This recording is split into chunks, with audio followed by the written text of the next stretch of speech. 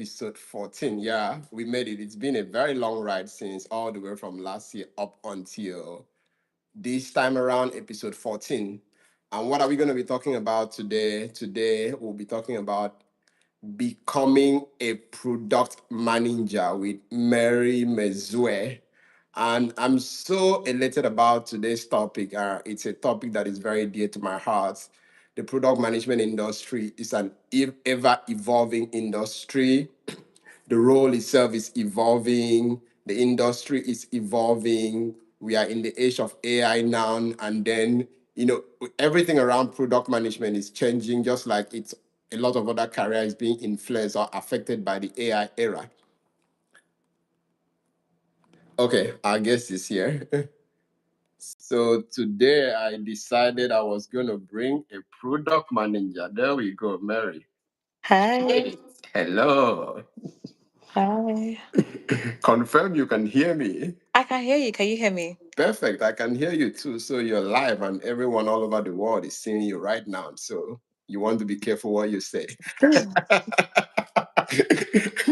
Anyway, that was me welcoming you, Mary, and Thank welcome. you. So Thank happy to you. see you and happy to have you and making our time to join us on this show. Of And course. just before you were here, I was just introducing today's episode 14 actually. And our topic for today is becoming a product manager. It's been a long time coming, and I was just saying that the product management industry or career has been evolving. We are in the age of AI now, and I feel like there is so much shift in the product management career or the whole industry, and not just that. Every other career is experiencing some kind of generational shift right now. And for me, I needed someone who can talk about what that shift feels like. And today, our guest right here for today is Mary Mezue, and I'm not going to go into all the details about who she is, but just a little snippet. She works as a product manager at Meta. And before then, she has been with Expedia, Axiom. There is so much product management around this lady. And she's going to tell us all of that. And that's before, after leaving, doing a master's at the University of Arkansas. So, Mary, I am happy to welcome you, and I'm excited for you making our time to join us. And welcome once again. Thank you. Thank you so much for welcoming me. Excited to be here. Uh-huh. Let's get it done. And I see so many of you join us live. Yeah, I usually find it a privilege that you are able to join us live. So if you are joining us live, as we typically do it here on my Career Chronicles, you can just introduce yourself. Feel free to tell us your name and where you're joining from. That will be fine. And then as we go, feel free to drop whatever question you have for our guests. Feel free to drop whatever question you have for our guests, and I can always stop by to ask our guests that question. So just say hi and tell us where you are joining from. So that's it. And Mary, if you are ready, I am ready, and we can get right into it. I am. Okay, let's get it done. Okay, so we're very conventional here with our first question, and our first question is very, very conventional. So I'm just going to ask you the conventional first question, and that first question for you is tell us about yourself. Okay, not the one that you asked at the interview this time around, because I don't have a job for you. So I and this audience basically want to know about your growing up, your Mhm. childhood, your education, sort of all the way from there. Ifura, I see you from Lagos. I see you, Tunde, from Vancouver, Canada. Thank you guys for joining. It's going to be exciting. Yeah, I see you. Welcome, everyone. So, Mary, yeah, let's talk about growing up and all the way up till this point, at least in a very brief way. Yeah, of course. First of all, thank you so much for having me. Hi to Hmm. everybody on the chat. My name is Mary, like he rightly said. I currently am in Seattle, Washington.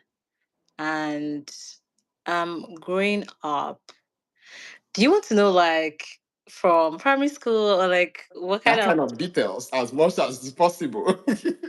Oh, that's I mean, I'll try to keep it as high level as possible because Works. this is the internet. But Mm-hmm. I grew up in Lagos, Nigeria, but originally from Anambra. Um, I'm Igbo by tradition, but I grew up in Lagos somehow, and I did my primary school somewhere around Apapa slash Festac. Then Okay. moved on from there, moved to secondary school. People don't want to believe this, but I went to Command Secondary School. Yeah, no, Ikmaja. It was a Okay. boarding school. I moved on from there. Then I attended Covenant University. Covenant University is a private university in Lagos, Nigeria, where I studied banking and finance. Um, did Covenant University, graduated in 2018. Before, like, obviously the whole career stuff started to kick off. But aside that, I grew up in a family of five. I'm the only girl, so I kind of have already started being the mini mother and doing all those, like, arrangements, putting things together. So you see where the product management had started to form. So yeah, I think being a girl in the midst of like men just helps you put things together. You want to ensure like everything is in place. And also aside that, I think I'm somebody that just naturally likes to ensure like things go as planned as I want it to be. So I think that's where the product management had started forming. So I'd say that all of these somehow shapes up to how I got into products, but we'll get right into it later on. Okay, I think I like that introduction, and yeah, I like the introduction. So the product management thing, sort of. I mean, this is a skill that you can literally just build by working at home, and you're able to just identify opportunities. But let's talk about something very interesting. I noticed. I mean, you went to Covenant University to study banking and finance, Hmm. and Yeah. then you are in product management. My Yes. expectation is that you would be in investment banking. Maybe you'll be in KPMG. You'll be in Yes. maybe one of these hedge fund managers Yeah. kind of thing. Hmm. So what happened there? And what happened there? I mean, I looked at your profile. I didn't see you didn't even test the financial industry and say, okay, I think I don't like it. So what Yeah. happened at that point that you was what was that clarity point like for you to just sort of move right into the game from that point? Yeah, no, that's a good question. I think for me, so I wanted to pass in school. Like, I enjoyed what I was doing. I enjoyed the lectures and everything. But I never really saw myself doing the whole calculation, balancing, trying to. I didn't really like accounting, but it was something I had to do. It was very close to my course. And then the financial aspect, I enjoyed it, but I don't think I really saw myself in that part for some reason. And something I like to say was, in Nigeria, we do something called NYSC. My Mhm, NYSC was like the defining phase for me. mhm, But even before NYSC, I did finance. Yes, there was this project I did called the impact of rural area in financial the impact of financial inclusion in the rural areas. Now, financial inclusion really horns into looking at people that are financially excluded from the financial system. And if you look at like third world countries, there's a higher percentage of financial exclusion. So we have people who don't have access to financial services. And when you start thinking about things like that, you start thinking about the how. How do you solve for this? That made me do that as my final year project. That kind of gave me an insight into the technical aspects. Like, if you wanted to help these people, what product do you build, or how do you, help them? You can't just go there and just start talking to them. How do you help them even without devices? How do you help them with the little that they have?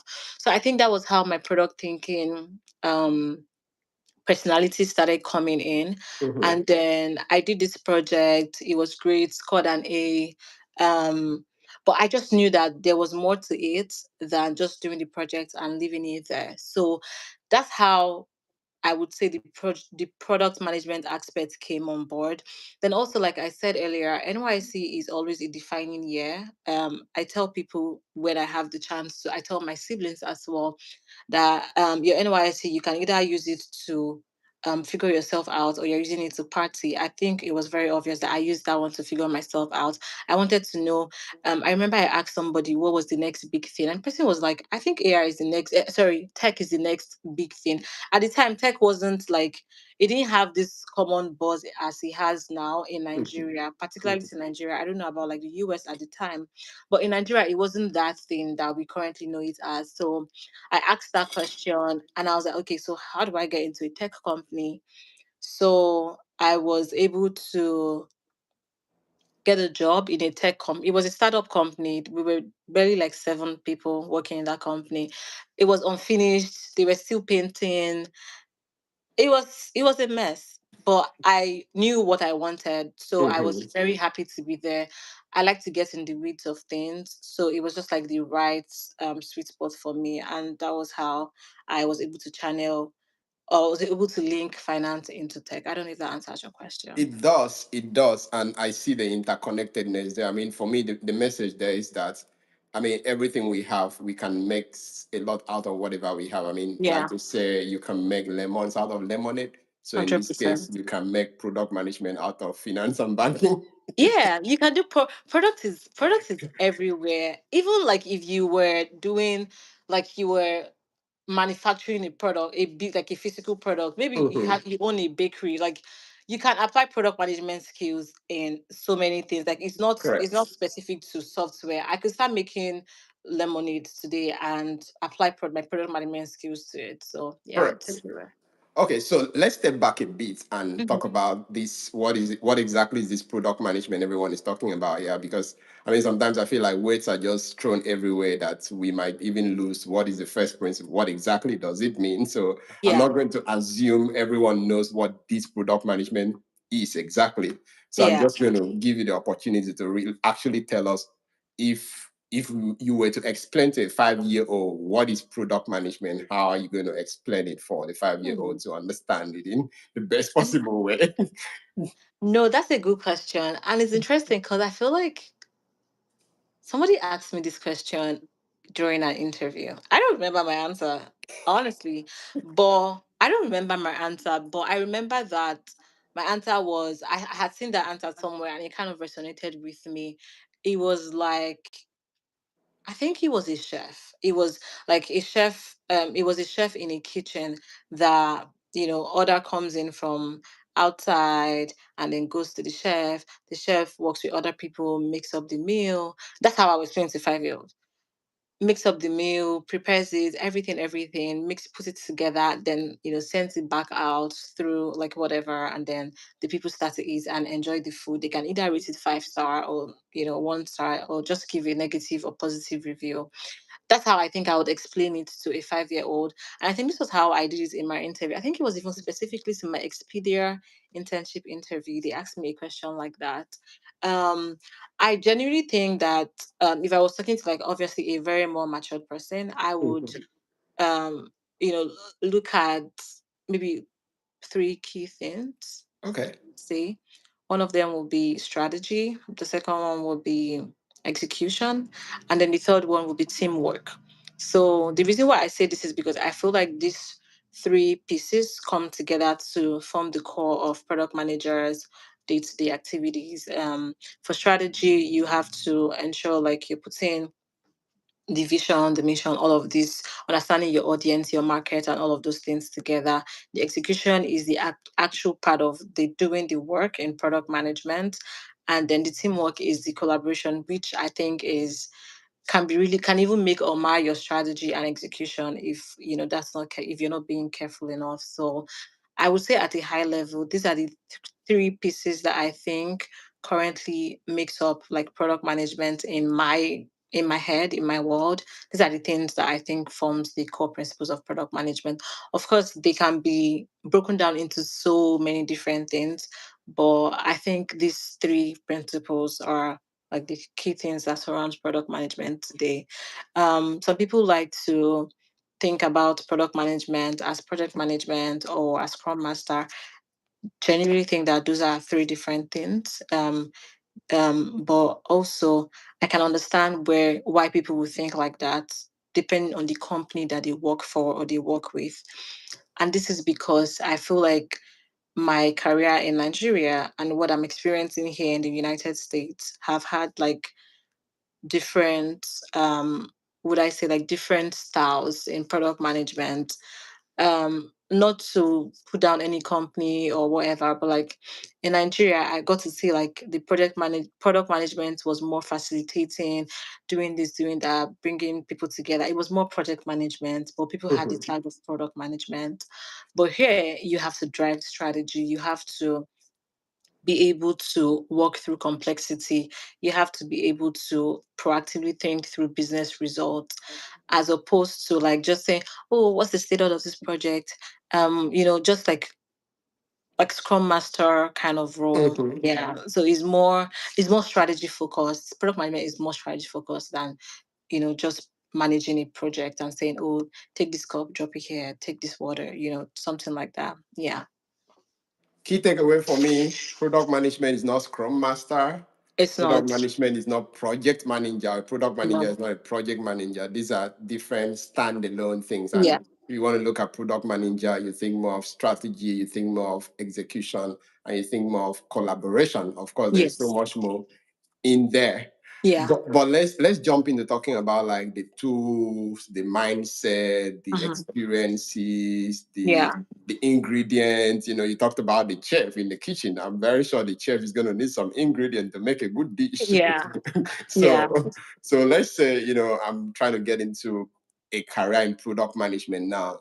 What are the tools? What are the skills? What capabilities do I need to begin to build from ground up that will position me to be a very excellent, and thinking about product management on a global perspective? Yeah, what would you recommend? Um, I think first of all, I think just to be sure I'm answering all the questions. So the first one is you want to know what a the tools for project managers. That was the first question. Is that correct? Yes, the tools of product managers, Okay. precisely. Okay. So I'll just so I'm not like mumbling everything together. So Yeah. first one, tools. Um, so I currently work at Meta, and obviously we use a lot of internal stuff, a lot of Mhm. internal tools, but in my earlier careers in product management, I think that the very clear one is the product management tool that helps to organize tasks. I think Jira might be the most popular, but I've had to use ClickUp at some point. I've had to use there's this tool that is tied to it's not Confluence. That's tied to Microsoft. There's this product management tool. I had to use that ARM a lot. I'm trying to remember what it is. But I think Asana. the very is it Asana? I don't think it's Asana. I know Okay. Asana, I know Trello, but I don't think it's Yeah. any of this too. Yeah. But anyway, there are tools that are very specific to product management that you use to like manage tasks where you break down user stories, write your product requirements, write your acceptance criteria. Um, you monitor bugs, monitor tasks opening, closing, and all those things that even other projects and Scrum Masters also use. But I would say like even in product management, you have to collaborate with other cross-functional partners. So, for example, you have product designer, they use Figma, but I also have to use Figma.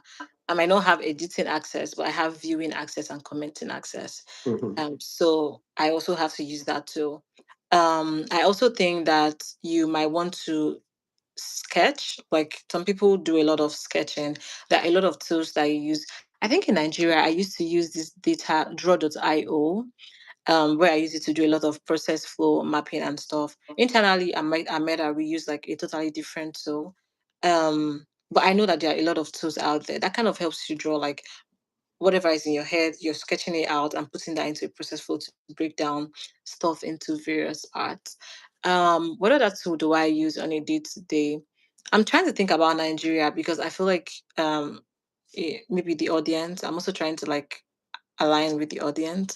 But over here at Meta, we use like a lot of internal tools, obviously, that people might not maybe know about. So I don't see the Outside meta. Yeah, apparently, I get yeah, I it. don't see the essence of like calling them out.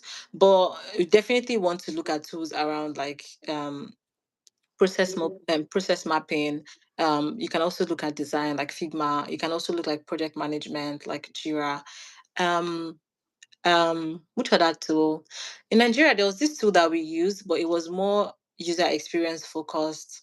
Now that I know PMM, I think it should be a tool for PMM. But in Nigeria, I was also using that tool. So like again, depending on the company you find yourself, Mhm. you might be doing like just a slightly different stuff, if that makes sense. Here at Meta, like everybody's roles are like clear, like it's clear. You can't, you know what you're doing, but like it's like boom, boom, boom. But in Nigeria, I observed like a lot of my roles were intertwined. I was doing PM, I was doing marketing, I was doing customer support, I was doing QA, I was doing maybe Everything. I was doing everything.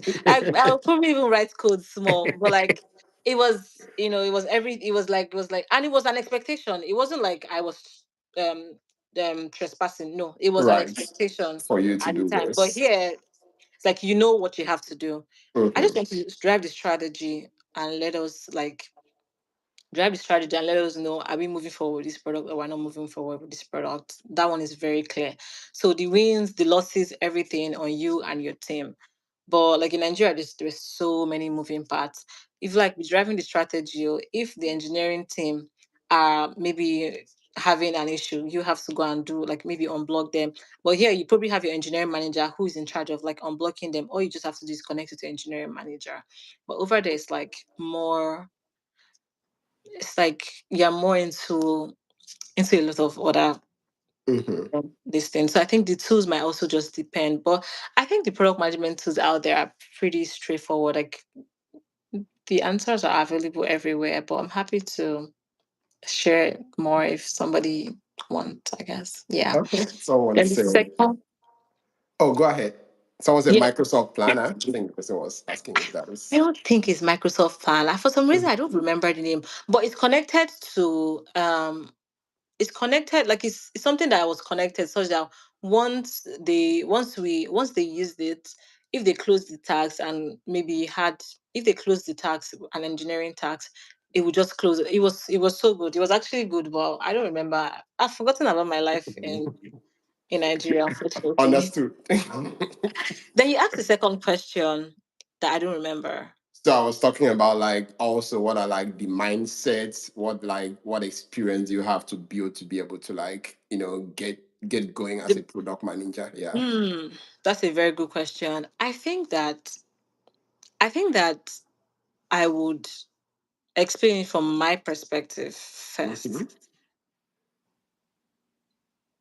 As a product manager, I like to there's somebody called Naomi. I can't remember her last name, but Naomi, she's a big PM, maybe a she's a product leader. I don't know if she's still a meta, but she has this document that really spoke to me the day I read it. And it kind of helped me put things into perspective in how I used to think about myself and product management. I think that as a PM, your mindset on the goal is always very important. So it's like you have a journey. Most times, let's say you're doing press ups and let's say you have to do 20 press ups. When you have your mindset on like 20, when you're getting closer to like maybe 15, you're tired, but because you know it's at 20, it's like you're almost there, you're almost there, you're almost there. It's like having your mindset on the goal really helps. Getting into the weeds is another thing, but like having your mindset on the goal, something that has helped me as a PM. What's the goal for this product? Are we trying to um get users to sign up more? Are we trying to bring more revenue? Or are we even trying to close down a product? Because you can actually have a goal to close down a product and do it very well.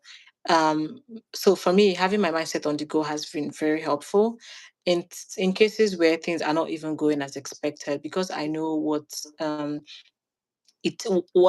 the team has to endure to get to where we're headed. It kind of just helps through the wins, through the chaos, through the this is not working as expected, through the product reviews that you get have with leadership, and leadership has a negative thing to say. But like when you have your mindset on the goal, it's like, okay, this is what we're doing. Anyhow, which way we want to get to the goal. I think that has really helped me. I think if I was talking to maybe somebody who is in the process of a career switch, I would probably say something like, "What are you optimizing for?" For example, what's like if depending on the stage of life you are in, what are you optimizing for? Are you optimizing to learn more? Are you optimizing to meet people? Are you optimizing for leadership? Some people, you know, it's possible some people don't want to get to leadership. Some people just want to be ICs, like people that just do the work. So it depends on what you're optimizing for. Somebody who wants to get to like leadership, and somebody who just wants to like maybe be an IC5 or IC6, 7, can never have the same mindset. So Mhm. like knowing what you want and like having your mindset on that would help. So what are you optimizing for is always a way that I think I've also been able to get through that mindset thing. It helps me to identify what I want at the time. So for example, if I was to be a nursing mother, I might just be optimizing for career stability. I'm not looking to level up, I'm not looking to level down. I just want stable income because I have kids to take care of. But if I'm new in my career, it could be I want to go to the Bay Area where I'll be able to network with new like people like me, younger people, blah blah blah, product managers that are like trying to climb up the ladder. I think that would also help in how your mindset should like change. And you can also be wanting more than one to two things. It could be networking, it could be good pay, it could be the people. Like you might Mhm. want to optimize for the kind of people you want to work with. It could also be money. I Number one, I optimize for money a Oh, lot. I'm coming there. Yeah, I optimize for money a lot because Yeah. in Nigeria, I remember that a couple of my decision was surrounding, okay, I needed to leave the country and I need to make money to leave the country so that I can, study. And I was optimizing for people who were going to pay me higher than I was previously earning. So I genuinely think that it depends on like your career stage, your life stage. When I started my career, and fun fact, I started as an executive assistant Okay. in that startup. I didn't come there as a product manager, of course not. I came there as an executive assistant to the CEO. But and we didn't have a product manager at the time. But when we had, and I started chatting with her, I kind of started optimizing for where I wanted to be. And that time it was to be a product manager. But to be a product manager, I had to be a product analyst, which meant that it was just a little bit below the product manager, but I had to work closely with her a lot of times on the job. And from my executive assistant, I was joining the CEO to a lot of meetings, hearing the things he had to say, how he gave them feedback. Like I was literally his handbag. So that helped me understand how he was thinking. Most times he would communicate to me to communicate to them. It was a small company, so um, I had direct relationship with the people in the company and also Mhm. with him. So that also helped me um, shape my mindset and how I was thinking through what I wanted to do and what I wanted to be. Then little by little, I got to understand that product management just earned a lot of money in Nigeria at the time. And I was like, oh, this sounds like Why not? a right path. So how do I do this? At first, I started with QA. I wasn't officially the office QA, but I was doing QA. So what I meant was that in my free time, when the developers like maybe push something to test, we used to call it staging, pilot, and production in Nigeria, in Mhm. that company. So staging was the test environment, if I remember. We don't use that vocabulary here at Medabo. I just remember what I used in Nigeria. Staging was the test environment where they push like what they're currently working on. I will go there, start to test, then I'll be documenting my experience, then I'll be pushing it to them. Then I was acting like the QA. We still had QA, but I was acting like the QA. But that also gave me like how product should work. Then I'll also go to, it was a payment gateway. So I'll go to, for example, Paystack. Then I'll sign up on Paystack, understand why Paystack was working the way it was working. Why didn't we have, I'll start calling out like the differences, like doing comparing, that's marketing, or like, just doing all of those things. So I wasn't a product manager at that time, but somehow I was building the product mindset of, as a user, what would I want in a product? Mhm. So I knew what we're trying to achieve. So I was kind of documenting all of those things. So little by little, I started like my career that way. Then after NYC, they gave me the role of a product analyst, then a product manager. Then I got poached into another company. Then I got poached into, and as a matter of fact, my career in Nigeria wasn't even me applying for jobs. A lot of times they were poaching me, like because I worked with somebody and they saw Mhm. my work ethic. They tried to poach me to their company. Let's say company A and company B has to work. Maybe we have to consume their API for something. I would now, maybe I'm the PM in between those things and checking in and doing all those things. The other company sees my work ethic and they're like, "Oh, are you interested?" I'm like, "Of course." Mhm. But it was like I didn't have, it wasn't companies that were related into what we were doing or anything. So Yeah. I didn't have any NDA or whatever that was tied to anything. So it was legal, it was right. I had stayed in those companies long enough as well. So most times it was always the right time. But I never really had to apply for jobs when I was in Nigeria. So yeah, I guess to wrap it up, TLDR is I always had my mindset in the goal, but I was very happy to like play in the weeds of anything that was happening. So for a new career person, I would also always say like try to identify what you're optimizing for. For me Mhm. at the time, I really wanted to optimize for money, and I also wanted to optimize for the people, the kind of people I was working with, and networking as well. So that really helped me. I met the right people through my executive assistant job. They changed my mindset. They helped me to see things from a different perspective. And little by little, I saw myself climbing up the ladder. Yeah. Sweet. I like it. What a journey. Yeah. Yeah, I mean, it's such a beautiful journey, and then we can see like all the layers coming together. I Hmm. feel like so this is something very exciting I have noticed about your career. I feel Hmm. like you've been at the beginning, Yeah. the middle, and then the end. Let me explain what I mean. So you worked at a very small company, Yeah. and then you worked at a company that's like about some billion dollars companies, public company Hmm. like Expedia, and then you work at a company that's like up to $2 trillion public company like Meta. So that's what I mean by you being at the the beginning, the middle, and then the end in this case. Yeah. So Yeah. so my question for you right now is that how do all of these experiences come together, having been here, here, and here? So how do all of these experiences come together to like how do you think they come together to make you like the great product manager you are today? And how do they compare? How are you able to like leverage what you got from here to move here, leverage what you got from here to move here? Can we talk about that real quick? Yeah, of course. I think working at it, I always encourage working at startups, not because of it. I just think that startups, it's like it's like living in a third world country and then going to like a very developed country. It just feels like, oh, okay, like I know what it takes to grow from, whatever to like this. And I also think startup helps you to build your what's the word? It just helps you build yourself in. It's like you're very firm in a lot of things, and like you kind of understand how those cross-functional teams work. For me, that was how it felt. I did customer support, I did PM related, I did QA, I did marketing. um I even did merchant onboarding because it was a payment gateway and we had to onboard like businesses to like the company, so I had to help with that. I even did what do they call this thing to get us to be certified in running a payment gateway. Compliance or Thank you. legal? Thank you. You're I a did. I'm not. part-time lawyer. No. I'm not joking. I did compliance. I did compliance. I ensured our KYC, everything was in place. ISO 27001. I Mhm. ensured that we had that certification. Like it helps you in the weeds of everything, such that when you get to like it's like it makes you firm. It Mhm. builds you from ground up. So I think that really helped me because when I got to ARM is a more established company.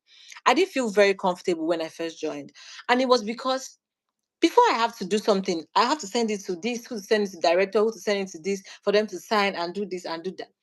I wasn't comfortable because I was coming from a company that was, oh, sir, we have to do this. Like, okay, carry on.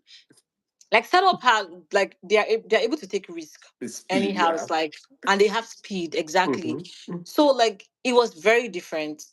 But I had to learn that this was a different company and they had process. Mhm. Startup did not have process. So I was able to execute very easily, break codes very easily. We had very few customers at the time. So it was very easy to tell them that, oh, we're working on this, so blah blah blah blah blah blah. Do you get? But like the other companies, we didn't have the luxury of time. In fact, as a matter of fact, when you want to even do something, you're already preparing reactive comms communication in case.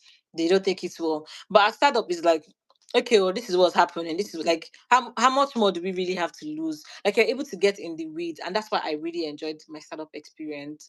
I think it really helped me shape up who I was and myself. And then leading up onto ARM, in Nigeria, AIM was well developed. They were a great company already. When I joined, they were trying to do digital transformation, so being more digital in their processes and everything. So I think I also brought the source from the startup over to ARM. And then from ARM, I actually worked on that startup in Nigeria called DigiCore, but I don't really talk much about it. But that was one hell of an experience. In that role, I managed over 6 to 7 banks at once.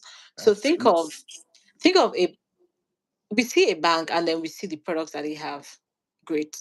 But there are actually a lot of companies that power a lot of products that banks use. So we were one of those companies that had one of the back end that majority, like major, some of the major banks in Nigeria were using. So for example, if we were down, banks were down, but it Gotcha. was because, but people don't know all these things, and that's how it should be. So I was managing like 6 to 7 banks, if I remember. It was hell.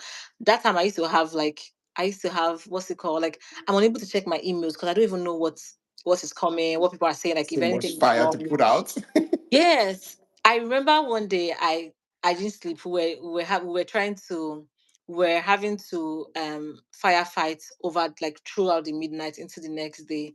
But like sometimes when I think about where I'm at this, like those times prepared me for like where I'm at today. Like I fought the good fights, it was good Mhm. while it lasted. But anyway, then moving on to ARM. ARM was more structured. um I had to, request for approval to doing things. If I wanted to do something, it makes sense, but I would probably run it through my director. I had somebody else to look up to and get like feedback from all of those things. That also was great. But that also now helps me in my experience in the United States, because obviously I couldn't have done anything without somebody like reviewing it and doing all those stuff. So it kind of ladders up to the experience I have now at Meta and Expedia. And my Expedia experience was an internship. I don't know if I mentioned, but Yeah, you did. yeah, in the United States, you technically try to do an internship after your first year of your master's degree. So I was opportune to work at Expedia for was it 3 months? Almost 3 months ish. Yeah, it was almost 3 months. And it was still product management anyway. Then at Axiom, I worked as a data consultant. So this is not product management, this is data. This was totally different. And how did data experience come in? I did my master's in information systems and analytics. So that brought in the SQL, the Java. It just brought in the data aspect using data centric tools. Then that now moved on to Axiom. For Axiom, I had a scholarship, and from the scholarship, there was an internship opportunity, but you had to interview for it. So I got that offer, did the interview, passed. So I got to work with them as a data consultant. And somehow, after I graduated, I was still working with them. Then my Meta offer came in. So I had to now join Meta. So it's like everything ladders up because I started from like the weeds, from, you know, no structure, do whatever, not do whatever you like, but there was a lot of flexibility in like Mhm. making decisions. And then went up to ARM, still a Nigerian company, but they had a lot of structure. I had a manager, I had a director, and then the director also still had like somebody. You get what I'm saying? So it was totally different. We had to do like we had to go through the whole Scrum process. I didn't really enjoy it, but we had to do what we had to do. We had to go through all the Scrum process at ARM. It was great, but I just felt like it was so many meetings. But that's how you see a structured company. So it was very different from where I was coming from. And then from there, I went to Expedia. I was an intern, so I didn't really have a lot of input in like the things that they did, but I had a project to focus on, which I focused on and delivered at the end of my internship. And then I went to Axiom, where I definitely had a senior leader, I had a manager, I had so many layers of people. Then Meta, like we know Meta has like a lot of all those managerial aspects. So I think it all ladders up, and the startup was quite the foundation of everything. Okay, a day in the life of a Meta product manager. What Hmm. is that like? What are you going to be doing on Tuesday? I know Monday is a holiday. Tell us about a Oh, day in the life of a product manager at Meta. So, what is a that? good day in the life of a product manager at Meta is, I think it depends. It depends on the status of your product. Mm-hmm. Like, are you launching? Are you guys still building? Are you guys still like planning? Are you guys already planning? Are you guys reviewing? It depends on like where the status. But like you said, Tuesday next week is on Monday is a public holiday. So if I was to talk about Tuesday, I would say um breakfast. Meta is a great Okay. company. It's a very great company. All right, We guys, share. that's your sign to go apply to Meta. Yes, please, if you can, happily, please apply to Meta. Meta is a great company. They feed us breakfast, lunch, and dinner. And so I wake up, get dressed, get to the office, go for breakfast. After breakfast, I open up. I don't really use my emails a lot because we have an internal tool where communications happen a lot. But I Mhm. try to check my emails from time to time. I check my emails. After checking my emails, I'm onto that our internal tool, trying to respond to maybe any messages I must have missed out on. Currently in the process of a review slash launch. So I definitely have to review things that are in place and check in with the engineers for any form of blockers that we probably have or do not have, and start to prepare with the PMM for external comms on the product that we want to launch. I think another thing that will most likely happen on Tuesday is to be sure that like the would I say the next set of priorities are like taking from the back to the front and top of mind for like my manager, for example, ensuring that my manager knows this is where we're headed next and this is what I'm looking at. I would definitely also start to clean up on the impacts that we're already making based off of the traction that we're seeing because we're about to launch. So you have to present the impacts that the product has seen. Because for you to launch a product, it needs to have shown like a line of sight, something like a product market fit. Mhm. Um, so I need to prepare that for the week as well. Then let's say maybe a couple of meetings, a couple of one-on-ones here and there, then lunch. Lunch in this case, feeding like food. Go for Food. lunch. After lunch, most likely there might be other meetings and other follow-ups to do. There we I'm very big on documentation because we're Okay. very big on documentation. So a couple of documentation here and there. And most times it doesn't really come like boom, boom, boom, like you're just documenting. It's like you are zoning out, and like you're just thinking through something and like you're writing a document. And then of course you clean up in this case using AI, because I mean I'm not about to stress my head when we have AI to do the job for us. So clean up, do whatever, start inviting people to the dog to see and contribute or like ask questions, clarifying questions ahead of a presentation that I will probably do it like in the future, maybe in a week time or so. But that's what I anticipate my Tuesday to look like next week. So yeah. That sounds like an interesting Tuesday. Yeah. I think it's because of the phase of the project right now. Yeah. Yeah, yeah, I think that's something very exciting you said there too. Like it also depends on what phase or what stage your project is on. That will definitely influence what your day will look like. Yeah. But I think I like the breakdown myself. And so everyone joining us, if you have any question for Mary, for me, feel free to put it out there. We are going to look at your question straight away and address it right here as we begin to wrap up. So let's talk about people say that people are running into product management Mm-hmm. because they don't want to write Java codes, they don't want to write algorithms, they don't Mm-hmm. want to write SQL, they don't want Yeah. to they don't want to write codes. In summary, Yeah. is that true? Do I you do can't you answer. do you I get to can't write answer. code? What is it like? I can't answer for people, but I can definitely answer for myself. Okay, go ahead. And maybe the few people that I've spoken to, like as friends and everything. I genuinely think that um, that's a fair assumption because it's very possible that I've seen a lot of developers move from development to product management. So they don't want to write code again. They think that they have core skills in running products, and I think it also works. If you don't want to write code, you can definitely go to product management, but not because product management is a safe place to relax. I think that you need to have the skills to be a product manager for you to do product management. In my career, I found developers, engineers, people who write code, like you said, that have great product management skills. Like you can tell this person is going to be a good PM.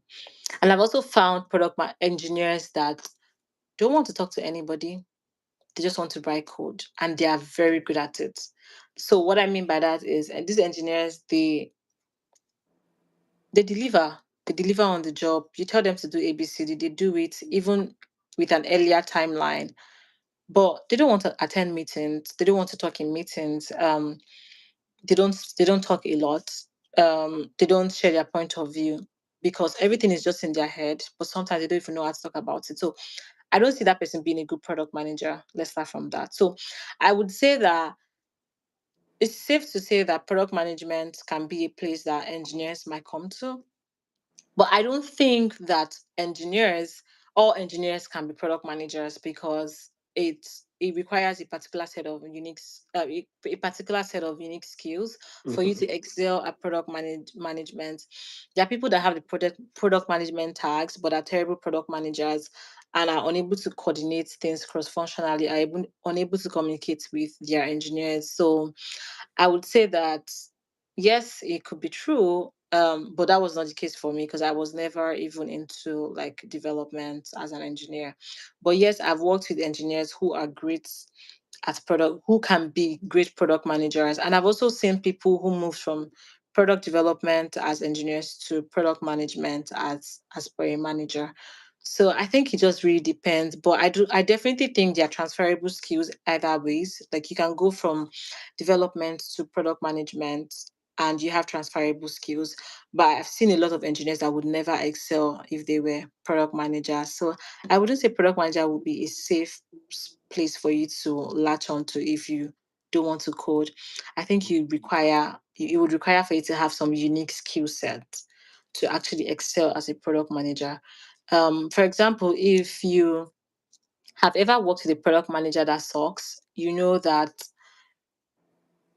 you just don't want to have anything to do with that person. And most times it also shows in the outcome of the product. So um if you move from development to being a product manager like that, I don't see you excelling. So I would say whatever is like your strong suits, just stick to that as opposed to going to product management. And I've also found people who did that, who moved from development to product management, and they couldn't bear. They were like, "This doesn't make sense. Like, Gonna I make can't it. do it. Yeah, I can't do this." Because obviously the meetings, the review calls that you need to have with like upper level management is something that if you don't have those skills, you might not be able to excel at it. Also, managing cross functional team is one of the core, I think, skills a product manager should have. Being able to execute those things can be very dicey. You need to be personable sometimes to make those things work. And I found that a lot of developers might not have that skill. So I don't think both of them are mutually exclusive, but at Yeah, the same time, yeah. cool. So let's say I'm starting over. Hmm. What is the roadmap like? People talk about boot camp, people talk about certification, Yeah. people talk about maybe going to get like a graduate degree. Yeah. There are a lot of things, but in your opinion, if you were to start all over again, what would your roadmap look like if you were just to start over and find your way all to product management all from the beginning? I don't think if I were to start all over again, I don't think I'll change a thing.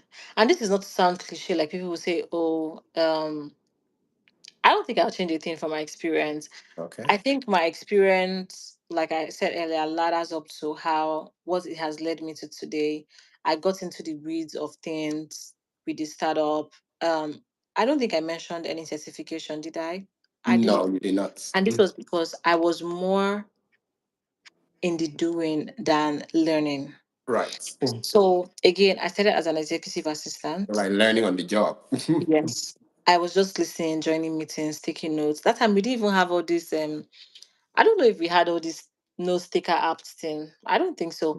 But Out. even if we did, it It wasn't we weren't mainstream. really yeah, we weren't really using that. And Mhm. so it was just for me, it was just really I was joining, I was listening to what they were saying, taking notes.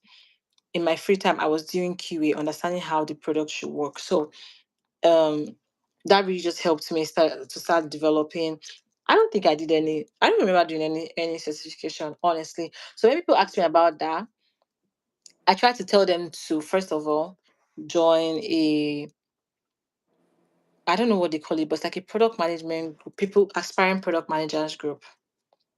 Because I think that when people are chasing the same thing, it's easier to, move together Mhm. and find one, two, three people that you want to push you, and you guys can start from there. Now, the next thing I try to tell people to do is to dissect the product. I clearly did that because in my QA experience, I was testing, I was also dissecting like other payment products at the time because it was a payment gateway. So I dissected the product. I didn't need Coursera or like Udemy or any tool to help me. It was very clear what I wanted to achieve. So that's what I did. So if I was tell another person to do similar, I would say there are products all around you, your Apple Watch, your laptop, for software product, like whatever, Instagram, Facebook, TikTok, like whatever you love to do. Today, people can say, "Oh, I saw somebody saying that they don't like how what do they call it? People give gifts on TikTok where the cap, all of those things would be all over in your face. Like it makes it too rowdy and it leads to clutter during like a live session. Start from there. How would you make it better? Like you start improving. How would you make it better? What is the goal? What are you trying to do? You're trying to make maybe TikTok live improved. Like thinking about it from there, you start to build your product acumen. Like it's beyond doing certifications are great. I'm going to get into that. But I genuinely think that's more being in the weeds of things, like doing actual stuff. Mhm. Um, top seat for me than certifications. But yes, there are a lot of certifications out there. There are a lot of boot camps out there. Even free ones are that you could join and learn a thing or two. But when I started my career, I did not do any of those. I didn't do any of those. And it still helps me. But I have people who have also done that and it helped them maybe to get on the job or something. But I didn't do that. Okay, let's. I want us to talk about product management in the age of AI before we close. But Mhm. before then, I have this question for you: am I going to get rich being a product manager? I love, I love. I am one person. I mean, you talked about it earlier on this call. Like, I feel like I am one person that I want to find the balance between doing a great job and then the great job doing me too. Anyway, Yeah. great job Yeah. paying me. Like, I'm not Mhm. about to do all of this and then I'm Yeah. not handsomely rewarded. Hmm. What is the reward like? Is it exciting? Should I sign up tomorrow and just Yeah. become rich? I think that you can. I think that is definitely a rewarding experience, a rewarding pay as well. Um, it depends on the level. Was it yesterday night? I think I saw somebody say, was it Twitter? I don't remember. Somebody said they were offering a product manager 300K, and it wasn't a high level. It wasn't a managerial role, but I think it was OpenAI. I think OpenAI. I think yeah, as base or so. But what I'm just trying to say is yes, product management pay is very great. It also Okay. depends on the company. It also depends in the industry on the industry. Right. Um, we have product management in the beauty industry as well. We have product management in like tech. We have product management in so many other things. Healthcare as well. I'm seeing product management in healthcare. I think it depends on the industry, but I think they are handsomely Some rewarded. companies have this thing like Amazon precisely have this thing where they call tech and non-tech product manager, but they're all product managers. Like I'm just saying, when you say we have product managers everywhere, like tech and then all of Oh, that. that's interesting. I didn't know Yeah, that. yeah. It's I found it very interesting too. They have product managers, they say non-tech. They also have product managers, techs. Tunde said $300,000. Yeah, bro. Yeah. Well, I think it's interesting that they spell it as not tech and non-tech, but yeah, Yeah. their product managers that are more technical, and and that's where like developers who have identified that they have PM skills, they're able to execute, they're able to balance strategy and execution and teamwork, and all of those things to deliver value to the users. If a developer has seen that they have those skills as well, they would be a better product manager because in this case they are able to be technical and be a Mhm. product manager. I've seen they call them TPMs, technical product managers, Yeah, yeah. and we have normal product managers. I genuinely think that every product manager should at least know the technicalities involved in building their product, but they don't necessarily need to know how to code. But if you also know how to code, that's a plus for you. But a That's lot of product managers that I've seen that know how to code, I don't see that they end up coding, but they end up knowing how to review. For example, I give you a time, the developer gives a timeline of 3 weeks, and then you know that all you just have to do is do A, B, C, D. It's like 3 weeks is too much for this. So they have a better sense of judgment for the quality and timeline of fine. Yeah. work. Yeah, and also maybe sometimes they might chime in, but I don't even see that they end up coding. But yeah, I think overall, product managers are handsomely rewarded. They pay them very well. Depends on the company, depends on the level for sure, your level of ability. But I genuinely think that if pay is the only motivating factor, that might not be enough, Okay. unfortunately. But it depends Okay. on how what money makes you do. Like money can make you be a great product manager, go out there on do certifications, build different products, like get in the weeds of things. That could definitely be a motivator. But if that's the only motivating factor, then I fear that you might not last too long. Okay, I like the way you landed. Yeah, money is good. Apparently, go get it, but Yeah. that's not all about it. Get some Yeah. other thing that inspires you, that motivates you Yeah. about your job. Have a sense of purpose. I'm really well aligned with that one. Yeah, I'm in sync with that one. Yeah. Uh, let's talk about product management in the age of AI. If we were to say, Mm. how do you make product decisions when data? Okay, let's take care of this question before we take care of the last question. How do you make product decisions when data and user feedback conflict with leadership opinions? That's a great question. So I don't know if I feel like there's a textbook answer and there's the realistic answer. But the realistic answer is that it's like leadership opinion would always be key. And why I say so is that if leadership wants you to do something, you have to do it. But it will always be important for you to have made a case Right. for why you guys should not do it and have it documented. And why I'm coming from this perspective is because for you to have asked that question, it is that I'm assuming that leadership already knows the data. They can see the performance. Let's say you guys build a product and performance is low. User feedback, people are saying they don't want it. If leadership say you should launch, oh, we'll launch. Yes, we'll launch. It's because I want to keep, let's say I want to, all things being equal, I want to keep my job, right? Hmm. But at the same time, I don't want to. Also, there's also a user feedback. Like, I hope it's not like somebody's health. You guys are not like it's not a product that's terrible to the market. No, I'm just saying like a regular product. It's not harming anybody. But in this case, you're seen as a product manager that is not performing as expected. I would say genuinely, if leadership says go, then go. If leadership says come, then come. But make sure that you as a product manager have you've made your case. You've shown the data, you've given them user feedback that this is what the data is showing, blah, blah, blah. Let's say we were doing well here, we're no longer performing. This is what the competitors are doing. This is what we're doing. I don't think we should go ahead with this product. So let's say that's the example of the case here. In this case, I would say make your case. Make your case. Show the pros and cons. Identify the risk. Identify the rewards you guys could have. After making your case, if leadership opinions are still saying we should go, then I mean they're the ones. They are the. I believe they are the They fund stakeholders. the product. Yeah, exactly. They fund the product. They are the stakeholders. Then go. But I genuinely don't see a good leader who would go ahead after you've proven your case.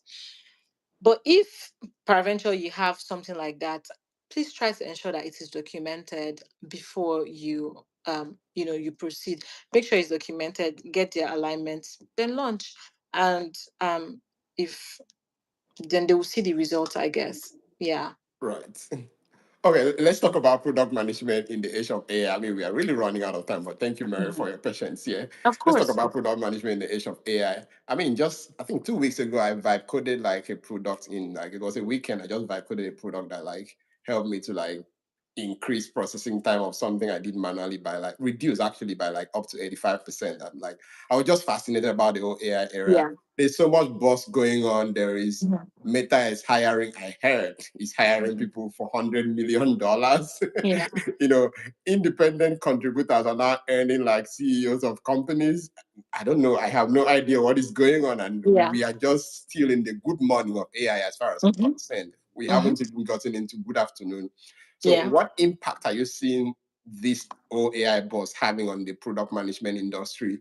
Is it going to make all product managers to be jobless?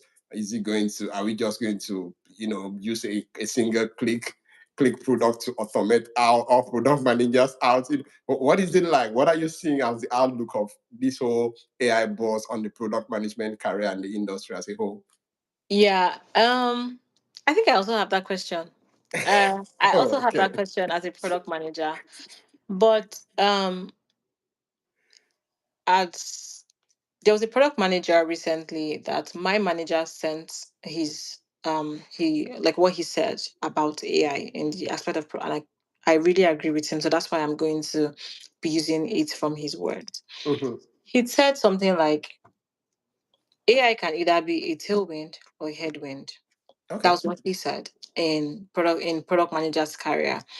And AI will be career limiting for people who see particularly for product managers outside of the US. It can be limiting for people who see it as a title, like they just see like there are a lot of product managers on LinkedIn. LinkedIn. That is just a title for them, and they are more of would I say like they are more of facilitators and coordinators. Those are the people that AI will definitely be replacing because we might not need them in the future. Most people like start their careers and they just want there's joy in facilitating, putting things together. I would say I also started as a facilitator, just like putting things together. That's not really product management. But I think that the product managers that would be very good in product management that AI would not still replace, or in fact, OpenAI is still hiring them. So I'm just saying that they might as well use the AI that they built. Yeah. If you think product managers will be going into extinction, I would say that the PM is kind of designed for you to be. OpenAI would not be opinionated with leadership like rather ChatGPT and all of those AI tools. So as a product manager, you want to be that product manager who is able to first of all drive strategy. I don't think that um AI will be able to help you drive your strategy because it's beyond asking like what do I do, blah blah blah, and it gives you a response. Because that response it gives you is what it will give to another person and give to the other person who asks the same question or prompts it in a different way. Because as we know, these are like models that are being trained and it's like garbage in, garbage out. If I keep telling OpenAI, if we train the model to say that 1 plus 1 is equals to 10, in the future, 1 plus 1 will be equals to 10. So, like, do everybody start to build the same product? No. But if you are a PM that you are a very like you're very good in coordinating complexity, like you're very good in being opinionated when you're building product. I think these are the people that AI would never replace. I also think that AI will be dramatically helpful for PMs like that because it is beyond like so for example, I think it was last week. we did something at our work, and there's something about I mean, everybody uses Figma. Something about Figma Create. Figma has a create tool that helps you think of something. You can just go and say design maybe redesign Instagram's homepage, and then you tell it what you want it to do, and it redesigns it for you. Now, I didn't need to work with a designer, but I already had an idea of how I wanted Instagram's homepage to be. That was why I was able to prompt it, and I'm able to do one or two tweaks, and I'm able to present this to stakeholders to say, okay, here's how I'm thinking about this new design. So I'm not having to use engineering time or whatever to see an idea of. I just think that AI will be something that really helps us to make our work better. One, it will also help us to reduce dependency on some other cross-functional partners. And for example, like the design part, we still need a designer, but I was able to prototype without having to like work with a designer. So I definitely think that if you or just a coordinator of things, you don't really have passion to actually build stuff, I think AI will definitely replace you. But I think that if you are somebody that has a strong point of view on how things should go in driving strategy, blah blah blah, I think that you'll be more empowered by AI than the other way round. For example, AI is replacing search. We can see that personally, before I go to Google now, I just go on ChatGPT to just search and just move on. But are we searching? Yes, we're still searching. But how we are searching is what has changed, right? Product managers will eventually use AI to make their process better. But the difference between the product managers who are just like people that put things together, facilitate, coordinate stuff, and people who actually build products, who have a mindset, who have something that they think about and input it into the product will be different, if that makes any sense. Mhm. So I genuinely think that for me, I see AI to be more empowering in the long run for me. As of right now, that's my point of view. It could change, I don't know. But right now, that's how I see it. And I genuinely think that if anybody is a product manager, they should try to lean into more AI tools and see how it could help them, become better product managers. So yeah, that's what I Thank think. you. Of And course. what is that thing about your career that is not found in the public domain? I can't find it on LinkedIn or in the public domain. Okay, let me give you a background. so, this podcast is called My Career Chronicles, and I Yeah. call it How They Started for Career. I feel Yeah. like what if I go on your LinkedIn now, I'm going to see that you work as a product manager in Meta, but there is more to it about you. You Yeah. didn't put maybe the number of days you work more than 8 hours, or the if you had sleepless nights last week Mhm. while trying to launch your products. You didn't Yeah. put it out there, and nobody knows about that. So I feel like Yeah. we bring people to this show to actually talk about the part of their career that you can't just randomly find in the public. What is that Mhm. one thing you want to tell us that about your career that is not public information? I'm trying to think that I started as an executive assistant. I don't think it was public information. Boom. There we go. Yeah, I was a PA to a CEO. I was just doing like his stuff. And then somehow I understood how the product managers in the company were working. And I thought, and they were earning well. And I Mhm. thought that that was something I would like to do. So somehow I started leaning into that by joining their meetings and just like using that my free time. And that was how I got into product management. There we go. And we end it by saying coffee or tea. Tea. I don't Tea. like coffee. I don't like anything that is bitter. I just like something sweet. I like, Sweet, right? yeah, I like sweet. So tea for sure. All right, Mary. Thank you very much for your time and thank you for answering all our questions. Of And course. I really had fun doing this with you. And thank you Thank very you. much and have a Thank you great so weekend much. ahead. Bye Thank you. bye. And you too. Bye.